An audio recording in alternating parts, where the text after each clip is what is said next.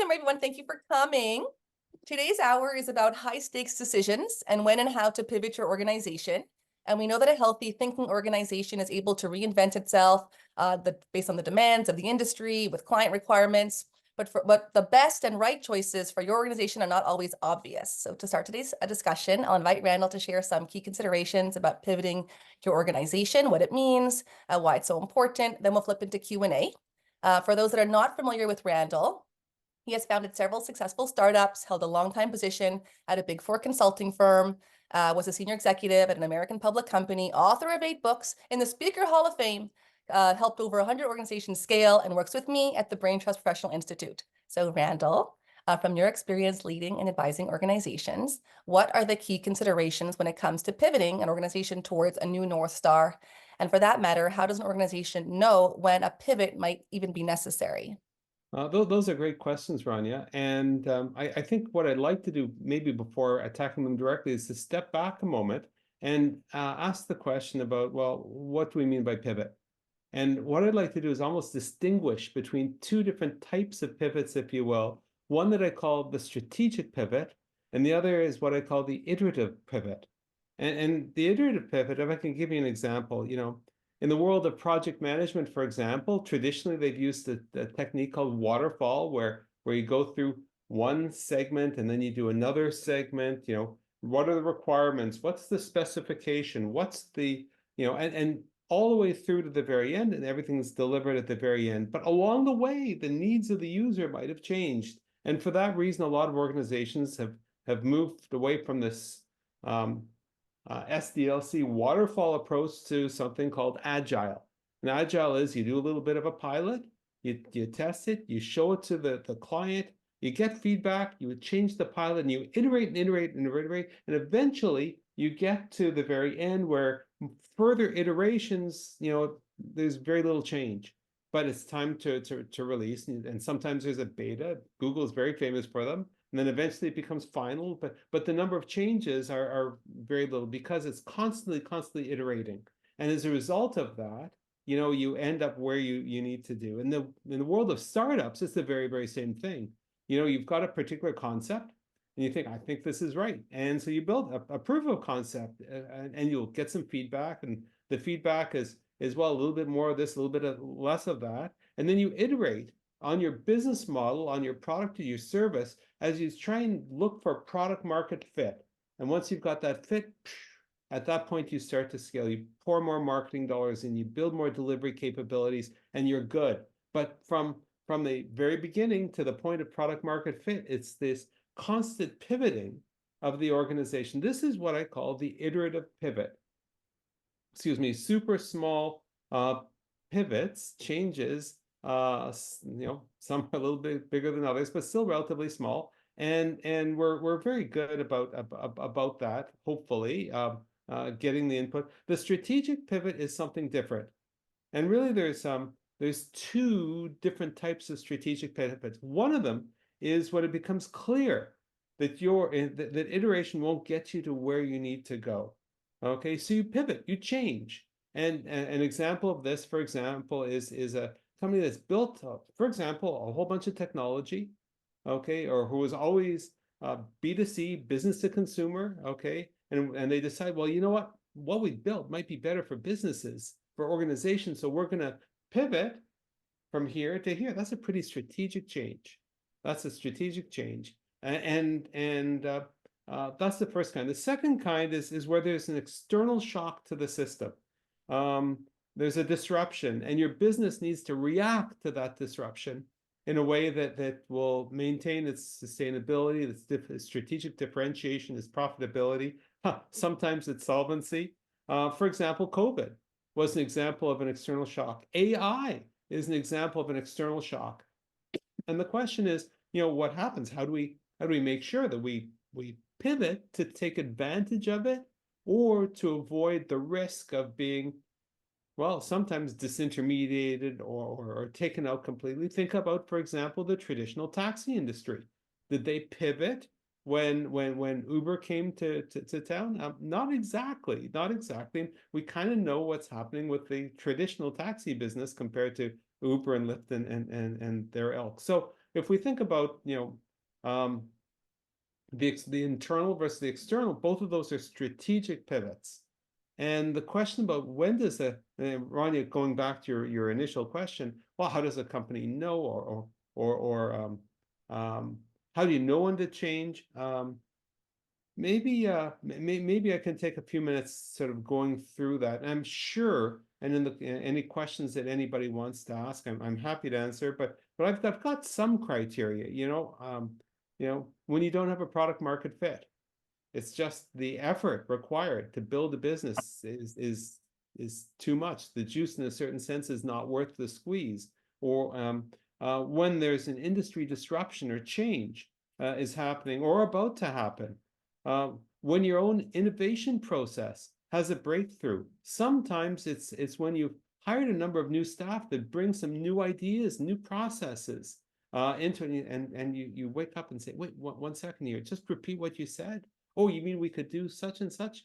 And all of a sudden, the preconceived thoughts of how we run the business might need to be re-examined. In strategic planning, this is probably one of the more important things. It reminds me, back in the 1950s and 60s, well before my time, I should say, the former Soviet Union had these 5-year plans, and same thing with China as well, 5-year plan.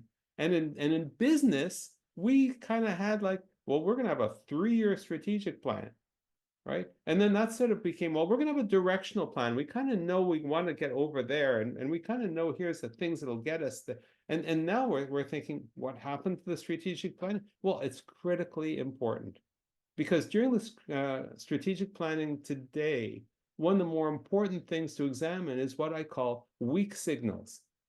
And if you look at these weak signals, it gives you cues at some of the outside changes in the industry that might cause you to say, is a pivot something that we should do?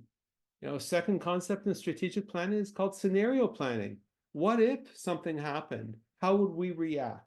Well, what if this didn't happen, but this happened instead? What would we do in that particular case? And so you look at all these weak signals that are coming around, and you say, okay, are they indicating something? Maybe we should explore it during the process, etc.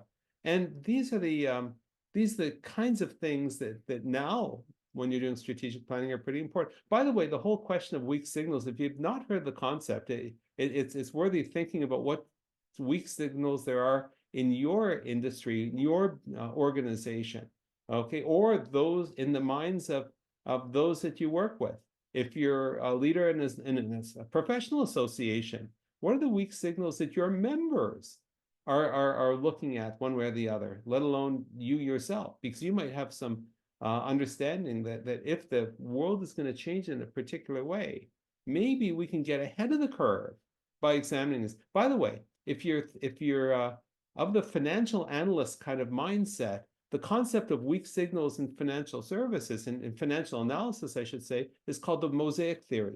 The idea is this little puzzle pieces, if you put them all together, they form a picture that when you look at one piece by itself, doesn't really tell you anything. But when you put them all together, all of a sudden they might show something that would indicate something that's particularly important. So that answers the question, how do you know when to change? Randall, in some industries, rapid change is the name of the great game, tech, fashion, etc. Other industries, often highly regulated industries, change is nearly impossible. We can think healthcare here in Canada. When it comes to a pivot, what advice do you have at either extremes, or what can we learn from either extreme? I think that some of my longtime clients have maybe heard me use these expressions, and there's really 3 of them. What if, how might we, and what's stopping us? And sometimes even the most staid industries, okay, where there's, I don't want to call it a limiting belief, because there are structural guardrails in a number of industries, and certainly regulatory ones, that says you cannot do this, you can do that, etc. But sometimes it's worthwhile sort of going through those questions. What if? What if we could do this? What if this happened? I talked about strategic planning, scenario planning, but what if? Because that opens up the possibilities. And then when you ask the question, what's stopping us? That identifies things that maybe you always thought to be barriers, but maybe they need not be. And you could say, well, if we remove that particular barrier, maybe that what if might, some of these what ifs might come true. And the how might we is really the question of, rather than saying binary yes, no, let's just open the possibility and explore how to actually, what's necessary. It doesn't mean that you're going to do it, but what it means that, so if,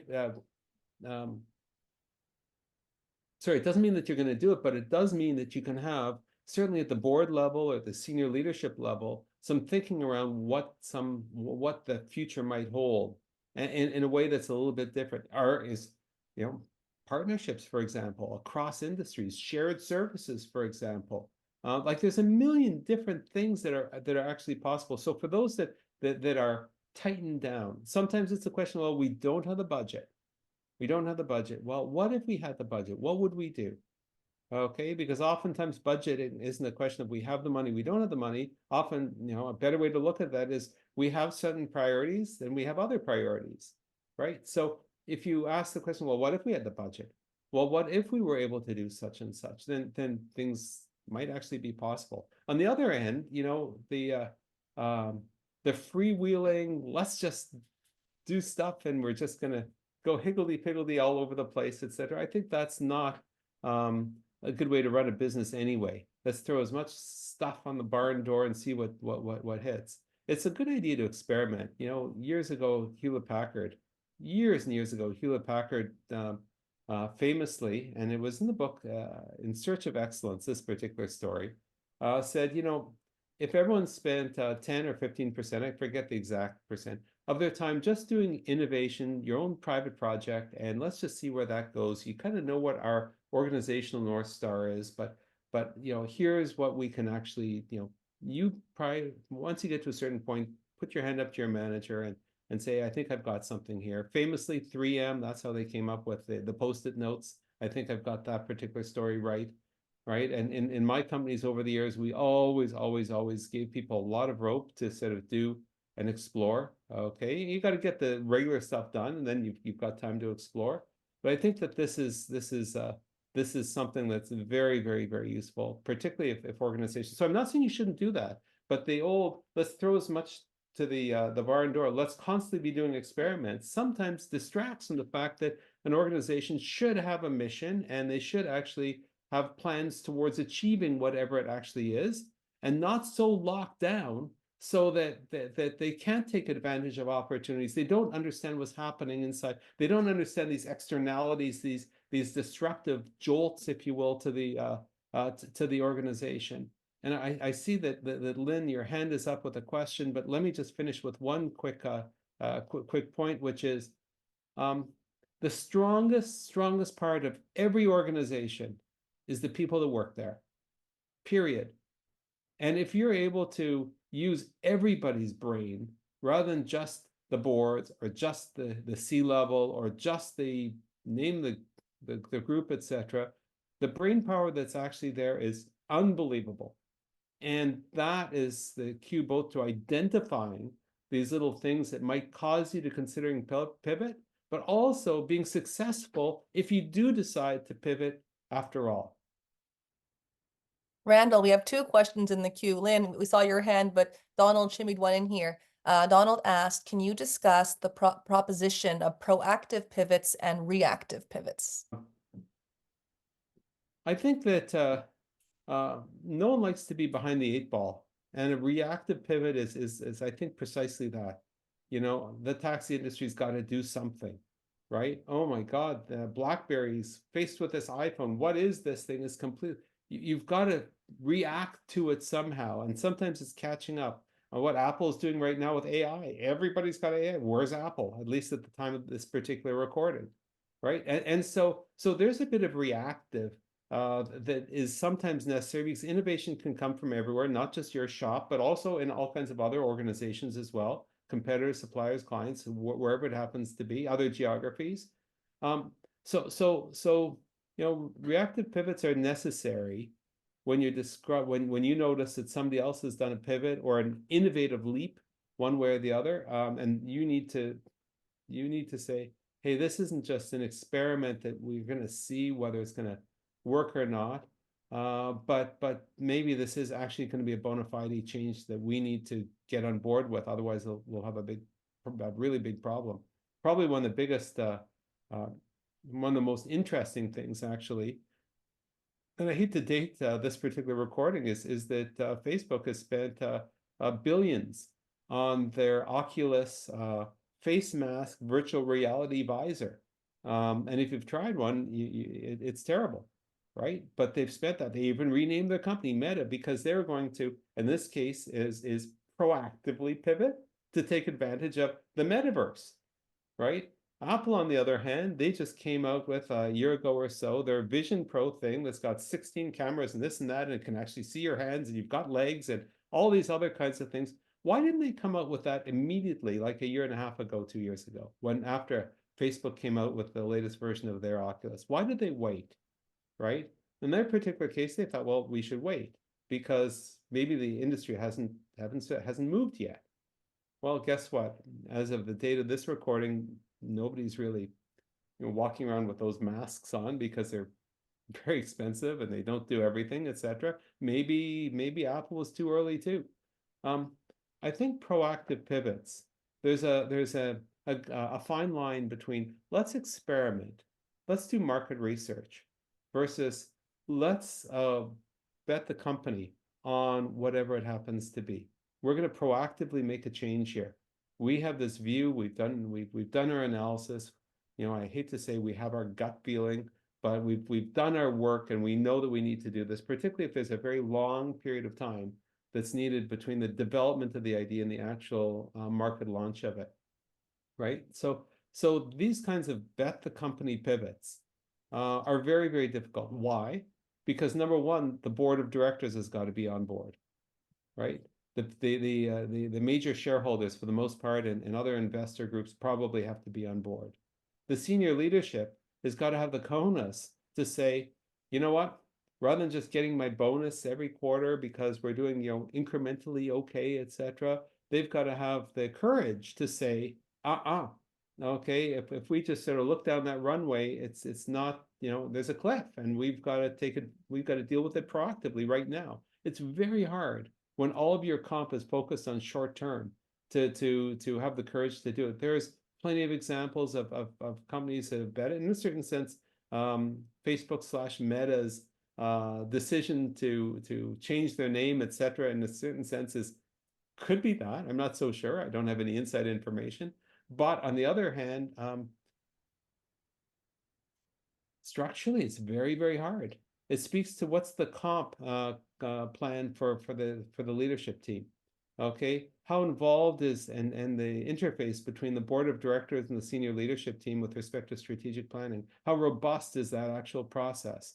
Okay, what are the mechanisms to collect the weak signals from all of the employees, from partners, from suppliers, clients, outside, etc., competitors, so that you've got this idea to there's a joke in a certain sense. You're in a train tunnel and you don't know where that light at the far end is actually an oncoming train or whether it's the end of the tunnel, right? And in a certain sense, that's the leader's dilemma when it comes to decide if they're going to proactively pivot or whether indeed they're going to just bumble along at okay growth rate, right? But it's very hard. I think there's one other thing that's also very hard. It's very, very hard to cannibalize your own products and services. If, for example, you had, and I don't know why I'm going back to Apple, it's a great example. They had this thing that took the world by storm. Okay, you might remember it. It was called an iPod, right? This is how we could all listen to our music and be portable. Sony had their Walkman years before, right? But this was different, right? And it was good. And they were making billions and billions of dollars from it. But they cannibalized the entire iPod market when they came out with a phone that had that built in, right? It's very, very hard for anybody. All the marketing management at every firm, all the R&D, everybody involved has got skin in the game with the legacy products and services. So there's another structural change that's a cultural change in a certain sense, where we have to say, To swing to that next branch, we've got to let go of the old one. But gee, you know something? There's also that problem of ego. If we think we're so perfect as that leader that we can be letting go and swimming here, swinging there, swing, well, that sounds almost opportunistic as opposed to strategically thought through, right? And the pendulum can swing all the way to one side and be just as bad as if it didn't swing at all. That was a great question, Donald. Thank you for asking that. Donald, did Randall hit at the angles you were looking for? Was there something else you were looking for? Okay, thank you. Lane, over to you. You had a question?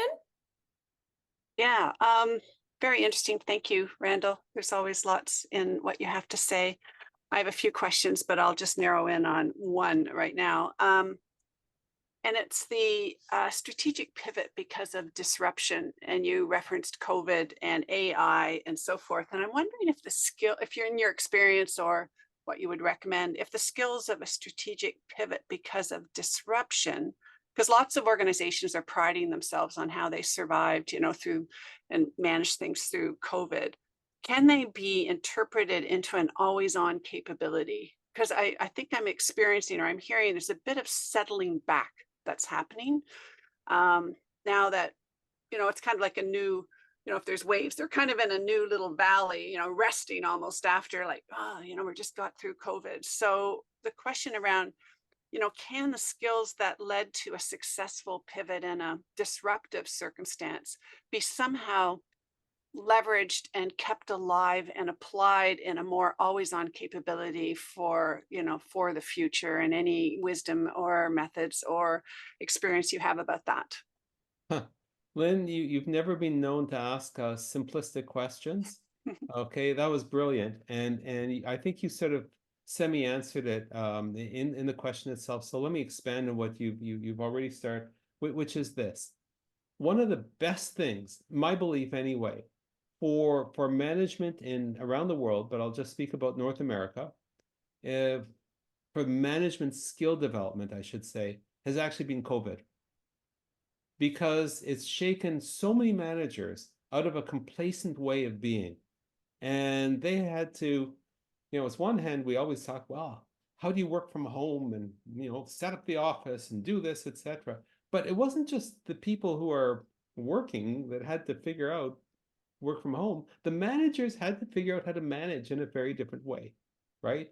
The operations of an organization had to figure out how to do it in a different way. The interaction with suppliers or with customers, clients, so many internal processes had to be looked at over again, right? And so you're right to point out that for the most part, businesses stepped up. Sadly, some didn't, right? But for the most part, a lot of businesses figured it out because you didn't have a choice. You really didn't. Most of them anyway. So the question is, from a leadership perspective, have we taken advantage of that by letting everyone know the new normal is change, right? We need to be a lot more agile as an organization and recognize not that there's going to be some crazy thing like COVID, but perhaps that these skills are ones that need to be valued. Flexibility, okay? Thinking about new ways, perhaps innovation and creativity, right? All of these things, pardon me. So if the managers say, I'm talking about the C level, if they sort of settle back and say, "Oh, we got through that one. Now we're back to the old Soviet Union 5-year plan." Okay, we're not getting anywhere. Okay, but if they say on the other side saying, "Listen, people, we did some crazy things, and we're past COVID by a little while now, right?" But I don't think the opportunity is that far off. Many workplaces are dealing with the question of hybrid or not hybrid, and there's all kinds of innovation that's disrupting one way or the other. And I think that it's a question of, what are we going to do here? Like, what are we going to do? And are we going to settle back, or are we not going to settle back? I think the velocity of business over the last 20, 30 years has continually increased, right? And some people say, oh my God, it's a rat race. This isn't something that I want to do.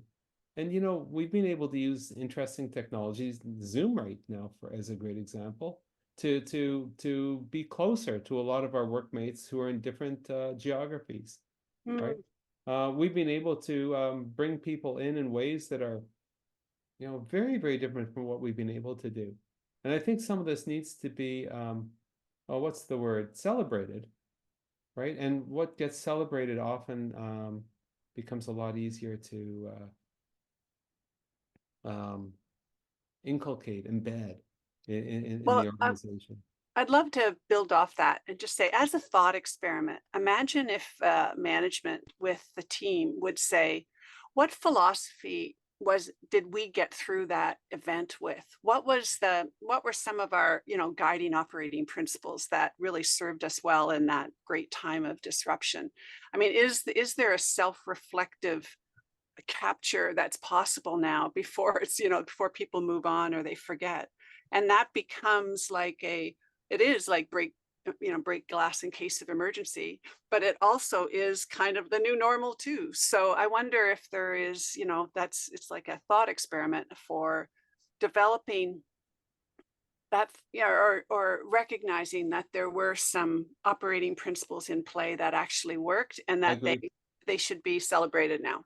I agree. I think it's um, a challenge because the pivot to disruption to address the disruption of COVID happened at every single place in the entire organization.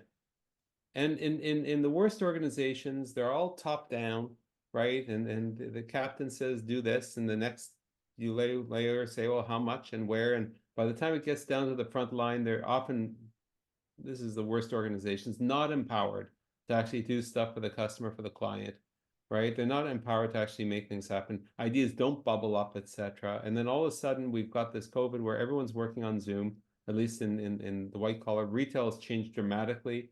Manufacturing is like everything's changed, and it affected everybody. And so if we go back to that old model, that self-reflection likely happens at the board level, and it likely happens or should happen at the senior executive level. But how about everybody else? And I think that there's a little bit of pressure. Somebody coming in for their shift doesn't have time for self-reflection because the machinery's got to keep on going and they're on duty, right? The marketing team is really concerned about getting that next campaign out the door, and the time for self-reflection, well, I don't have time for that because I've got to, the sales team's got their quotas, right? The delivery team's got, and so all the parts of the organization all the way through, it's not a priority because they've got to get stuff done, right? And even if we think about, well, how about, well, maybe there's the budgeting process. Well, maybe there's the HR performance appraisal process. Can we bolt it on there? Maybe those are the only two places I can think of where we might be able to bolt something. And I love the idea, but from a practical perspective, there's so much pressure right now to perform. And what have you done for me today? Kind of attitude in many organizations. Gee, we don't have extra cycles to do this. And what's the likelihood of COVID happening in? And missing the point completely that you started with, Lynn, which is, well, if perhaps the ability to flex, to change, to innovate, to work in different ways has got some possibility here, isn't that something that we want as an organization? It's hard. It's really hard, but a great idea. Lynn, did you have any other questions? Did you had a few? Yeah, go ahead, please. It's about the weak signals, because I think you're right. There's something there, like it is like, if we're going to use trains, you can hear the train whistle, like I think I hear a train whistle, it's coming down the track.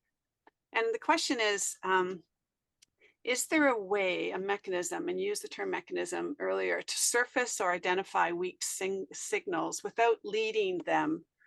And just and this is the market research question, I guess, but it would be like, what is your experience about how to make those weak signals be heard, like those distant train whistles? What is some of the ways in which we can hear them?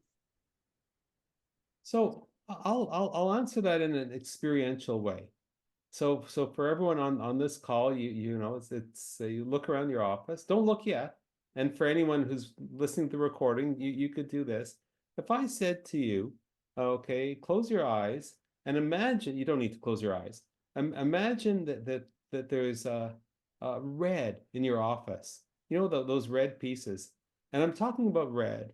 And then I say to you, look around your office. What do you see? It's pretty likely that you're going to say, oh, I see a red chair, or I see a red this, and I see a red that, right? If you're aware that you're looking for something, right, it's more likely that you'll actually do it. One of the things that I do, one of the workshops I run is on critical thinking, right? And so as part of that workshop, some of the pre-prep, what people have to do is they've got to put together what I call an issues and trends analysis. It's a one-page, what's on the mind of a typical CEO in a particular industry, right? And as a result of that, it's an amazing workshop, amazing exercises, all these ahas that go on. And so each one of these groups has got to go out and do a bunch of research. They got to look, they got to find out what are the issues and trends, right? What's all the research that's out there? What's going on in these discussion groups, right? And when they do that, what a surprise, they find things. And all the stuff they find, maybe half they dismiss because it is either so improbable, or it's not corroborated, or it's you know, the person who said it might actually be wrong, etc. But it's not hard if you're doing that kind of external review, if you will, then you can start to say, okay, well, this is maybe a weak signal. And there should be this kind of process, I believe, prior to every, you know, strategic planning exercise on one hand. I think also making sure that those in the position to identify them are actually out there doing that, you know. So for example, many organizations send people to a conference for professional development, networking, etc. You know, I'm a professional speaker. Donald Cooper, who's on the call as well, he's a professional speaker as well. We're both actually in the Hall of Fame, but people are actually coming, and they come to these conferences. What if, for example, you charge them to come back from the conference and do a lunch and learn with everybody, saying two things: what have you learned? Maybe three things. What have you learned? You know, what are the trends or issues that are coming up? And maybe a third one is, what are people not talking about? You know, what's the blank space? You know, and why, right? And then all of a sudden there's this conversation. All of a sudden you're more aware of it. This is just, you know, you're already spending the money sending somebody to a conference. Why not share some of that knowledge back at the office if everyone can't go to the conference itself, right? That's an example. How about the reading? You know, I do have to say that social media, which I do know something about, very often there's things that are trending that you might not expect, whether it's on X/Twitter or whether it's in some of the other ones, right? I do not get my news from TikTok, but you know, it could very well be that you learn things from there. What's happening on the street that you might never have thought of, right? So all these different places, the social media, real world conferences, competitive analysis, some of the open-ended questions if you do market research, or if you do you know, customer or client surveys or feedback forms or something like that, all the little bits, etc. You could do a word cloud. What comes up from that word cloud with all this data that comes in? I'm sure with AI, you can also do some pretty interesting analysis. Excuse me. And I think that these are parts of the way, but the issue isn't let's figure out as an organization how to collect, you know, weak signals. Let's put up the antennas, etc. But how do we make sure that we get those signals to those who matter, right? And that's kind of the you know, an executive process, right? And it's a strategic planning process. It's the board process as well. I also think sometimes people don't use their board members as much as they do. If a board is constructed properly, it's got people who have got a bunch of different sort of experiences and different networks and everything, and you could have that conversation. And it's not a, well, what are you hearing? Okay, but it's a little bit more structured than that. So what's needed is pulled out. Thank you. Great question. Thank you. Keep them coming, Lynn. You're doing good.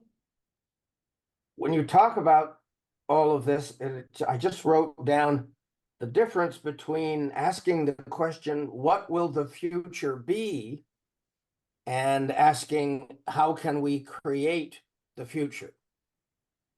So what will the future be, and how do we go along for the ride, I guess, or how can we create the future? It's a whole different mindset.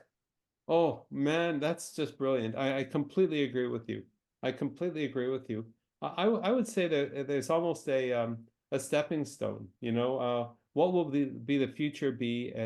Is an interesting one because it shows where there's some blank canvas in a certain sense, right? Because of all the things that are possible, and yes, you can do strategic, scenario planning for all those kinds of things. But to do the second, how will we create the future, is actually something that's far more profound. In my view, it's the question of how are you building an organization that's built on the core of innovation and collaboration? How do you build an organization that is open to new ideas, not invented here, is not in the, how are we actually not just saying the words, but actually living it as a management team, as a workforce day to day? How do we embed the processes of experimentation so that we can test drive, if you will, certain types of concepts? If the organization includes R&D, where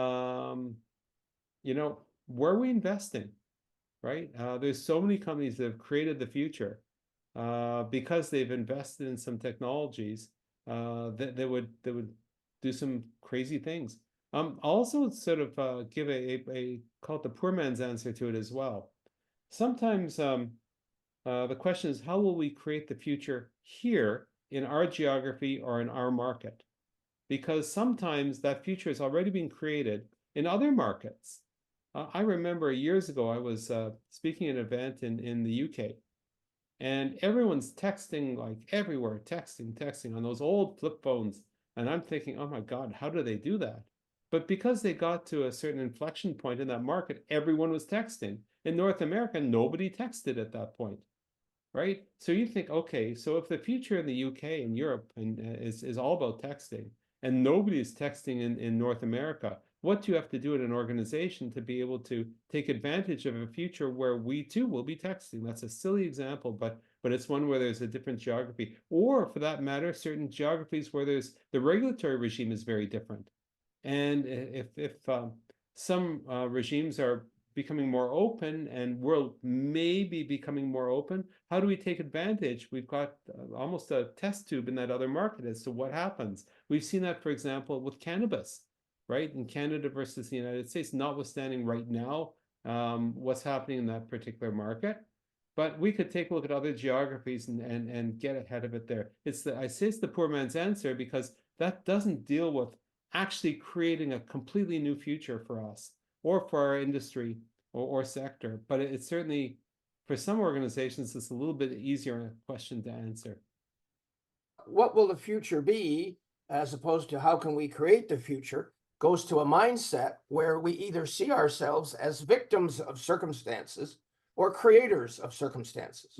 So the question about, when the organization wakes up every day and do they see themselves as a victim, a responder, or they see themselves as being the creator, the having agency, etc. I think and I agree with that. That's fundamentally an attitude question that is within their complete control. But what I'd also say, I'd add on to that to say, most modern businesses will say, and certainly the bigger ones would say, you know what, for us to be successful, we need to do a whole bunch of things.